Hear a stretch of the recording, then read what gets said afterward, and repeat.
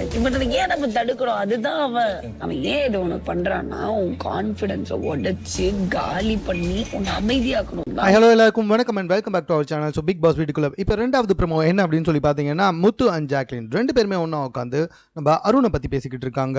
So முத்து என்ன சொல்ல வராரு அப்படின்னு சொல்லி பார்த்தீங்கன்னா, அவன் வந்துட்டு ஒரு விஷயத்த பண்ணுறான் இல்லையா, அவனை ஏன் யாருமே கேட்க மாட்டீங்க, நான் பேச மட்டும்தான் வேற எதுக்குமே லாக்கி கிடையாது அப்படின்ற மாதிரி வந்துட்டு ஒருத்தவங்களை ப்ரோவோக் பண்ணவே பார்த்துக்கிட்டு இருக்கான்.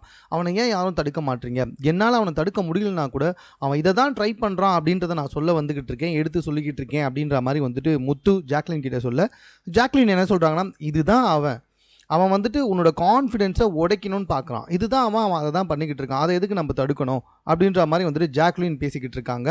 ஸோ எல்லாருமே மனசுக்குள்ளே வச்சுக்கிட்டு தான் ஒவ்வொரு விஷயத்தையும் பேசிக்கிட்டு இருக்காங்க அப்படின்றதும் ஜாக்லின் கிட்ட சொல்கிறாங்க.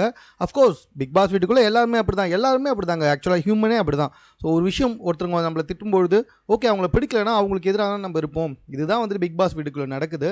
எனக்கு தெரிஞ்சு பிக் பாஸ் வீட்டுக்குள்ளே வந்துட்டு நல்லவங்க கெட்டவங்க அப்படின்னு பார்க்கறதுக்கு பதிலாக வந்துட்டு யார் நல்லா கேம் விளையாடுறாங்கன்னு பார்த்தா கொஞ்சம் நல்லா இருக்கும் தான் எனக்கு தோணுது. உண்மையிலே பார்த்தீங்கன்னா அருண் இல்லைனா முத்துக்கு ஒர்க்கே இருக்காது, நல்லாவும் இருக்காது.